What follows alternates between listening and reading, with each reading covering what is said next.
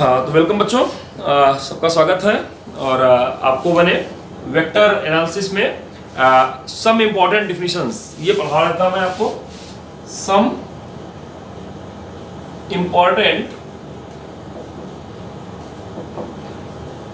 Definitions ये topic आपका चल रहा था। और सबसे पहले मैंने बताया था आपको what is equal vector. Equal vectors क्या होते हैं, तो याद होगा आपको कि those vectors have a equal magnitude and same direction, those vectors are known as equal vectors. The vectors of same magnitude and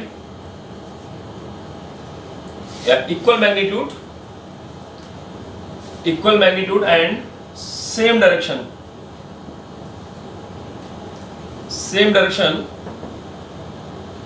are called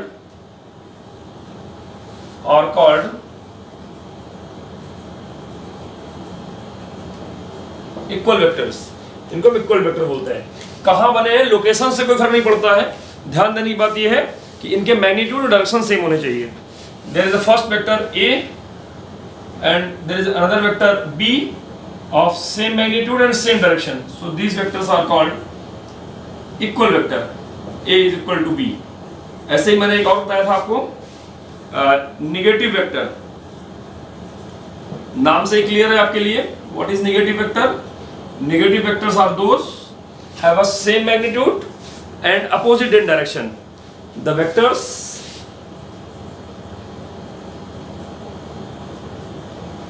of equal magnitude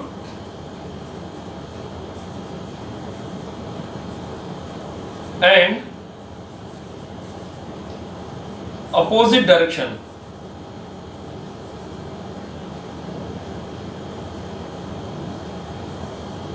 are called negative vector, are called negative vector. देखिए ये vector A है और इसी के just equal और opposite, equal in sign, equal in magnitude and opposite in direction, that's the opposite vector. v is equal to minus of A. इसको इस रूप में लिखते हैं। कल हमने बताया था, आपको याद होगा कि वेक्टर को हम एरो से रिप्रेजेंट करते हैं, और एरो का जो लेंथ होता है दैट रिप्रेजेंट मैग्नीट्यूड। एरो का लेंथ जो होता है मैग्नीट्यूड रिप्रेजेंट करता है, और एरो की जो टिप होती है, नोक होती है, वो डायरेक्शन रिप्रेजेंट करता है। यहाँ पर ये देखिए नॉर्थ, साउथ, ईस्ट, वेस्ट। यहाँ पर बहुत इजीली आपको डायरेक्शन सीखना है। और 10th और 11th में जमीन आसमान का अंतर केवल वेक्टर चैप्टर के नाते आ जाता है। वेक्टर में आप डायरेक्शन के जोड़ घटाव सीखेंगे। अभी तक जो सीखे थे उससे आगे बढ़ के वेक्टर के जोड़ घटाव आप सीख रहे हैं। इस बात का ख्याल रखना है आपको। तो यहाँ पर अगर आपको नॉर्थ ईस्ट दिखाना है तो ये नॉर्थ ईस्ट है, और देख रहे हैं कि ये आपका लेंथ और मैग्नीट्यूड दिखा रहा है। तो वेक्टर को हम इस तरह से रिप्रेजेंट करते हैं। Force 50 Newton north east, magnitude भी लिखेंगे, डायरेक्शन भी लिखेंगे, नॉर्थ ईस्ट। कोई भी अल्फाबेट लिख के ऊपर एरो लगाएंगे, that represent direction, that the notation of vector. ये वेक्टर का नोटेशन होता है। चलिए, तो आपको मैंने क्या क्या बता दिया, आपको बता दिया इक्वल वेक्टर क्या होते हैं, और क्या बता दिया आपको मैंने, और बता दिया मैंने आपको नेगेटिव वेक्टर क्या होते हैं। एक और बताया था मैंने कल आपको modulus of vector. Modulus of vector, तो मॉडुलस ऑफ वेक्टर का मतलब कि length of vector, length of arrow या magnitude of vector is called modulus of vector. इसमें डायरेक्शन नहीं लिखेंगे, इसको हम मॉड उस वेक्टर को लिख करके उसके दोनों तरफ लाइन खींच देंगे, that is the symbol of mod of vector. या केवल f लिख देंगे, ऊपर एरो नहीं लगाएंगे, तो भी हम समझ जाएंगे कि ये मॉड ऑफ वेक्टर का कॉन्सेप्ट है। तो अगर यहाँ पर आपका कोई vector f 50 Newton north east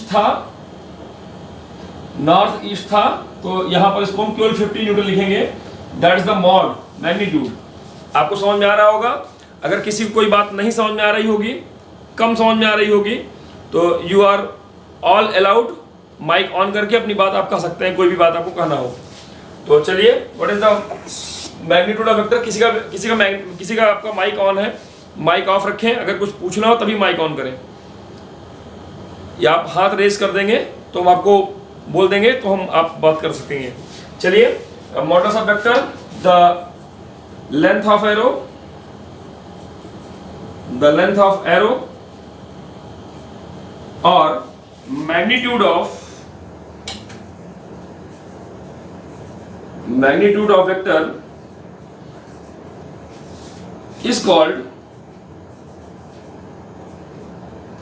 is called modulus of vector.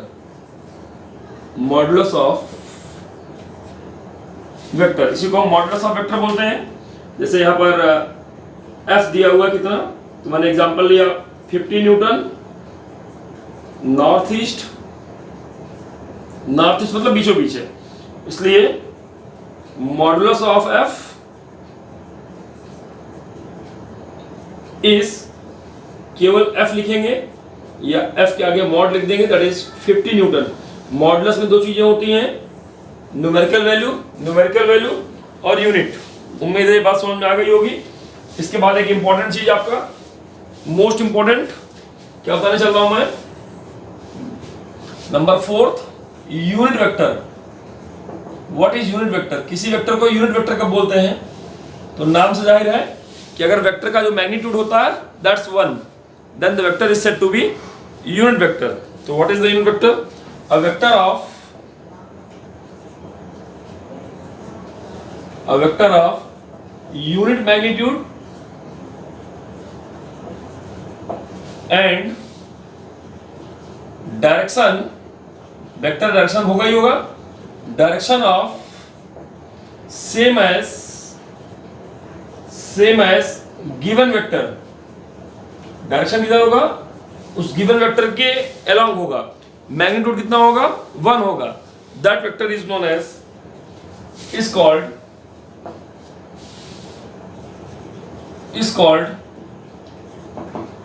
Unit vector. इसी को हम यूनिट वेक्टर बोलते हैं। जैसे अगर वेक्टर ए है, उसको अगर हम उसी के मॉड से डिवाइड कर दें तो हमको यूनिट वेक्टर ए कैप मिल जाता है। यूनिट वेक्टर को हम कैप से दिखाते हैं, ध्यान रखिएगा। ऊपर कैप लगा दिए, इसका मतलब क्या हो गया? ऊपर कैप लग गया, तो क्या मतलब हुआ कि इसका जो मॉड होगा वो हमेशा कितना होगा? 1 होगा। ये बात याद रखिएगा, है ना। Here it is very clear कि मॉड ऑफ कैप वेक्टर, किसी भी कैप वेक्टर का मतलब यूनिट वेक्टर हो गया। किसी भी कैप वेक्टर का मॉड हमेशा 1 होता है। तो यहाँ पर ये कॉन्सेप्ट समझ में आ गया होगा। इस कॉन्सेप्ट से ये बात नहीं समझ में आनी चाहिए आपको कि किसी वेक्टर में दो चीजें होती हैं, एक वेक्टर का मैग्नीट्यूड और एक वेक्टर का कैप। दो चीजें, एक मैग्नीट्यूड और एक यूनिट वेक्टर। किसी वेक्टर में दो हिस्सा, एक मैग्नीट्यूड का हिस्सा और दूसरा डायरेक्शन वाला अर्थात यूनिट वेक्टर का हिस्सा। ये दो बातें आपको समझ में आनी चाहिए। इसको एग्जांपल बता दें अगर हम आपको, example, if a velocity is given 20 meter per second east, then find v cap निकालिए। तो आपको v cap निकालना है। तो इसको आंसर कैसे कर रहा हूं मैं, देखो जरा। v cap जो हो जाएगा वो vector v upon mod of v हो जाएगा। Mod of vector v, vector v कितना आपका 20 मीटर पर सेकेंड ईस्ट, और मॉड ऑफ वेक्टर v कितना है? तो 20 मीटर पर सेकेंड। तो ये मीटर पर सेकेंड से पूरा कट गया। v कैप कितना आ गया? 1 ईस्ट। और यहां पर आप देखिए, बहुत ध्यान समझिए, तो मैंने केवल 1 लिखा, मीटर पर सेकेंड नहीं लिखा। इसका मतलब यूनिट वेक्टर की कोई अपनी खुद की यूनिट नहीं होती है, कोई डायमेंशन नहीं होती है, कोई यूनिट नहीं होती है। मीटर पर सेकेंड वेलोसिटी के साथ में था, लेकिन जब यूनिट वेक्टर निकालना है तो अब मीटर पर सेकेंड नहीं लगा रहा है, केवल 1 लिख दिए। Magnitude is 1, only 1। तो ध्यान रखिएगा, यूनिट वेक्टर का कोई यूनिट नहीं होती है। इस बात को आप लिख लेंगे स्टार लगा के। A unit vector has no unit.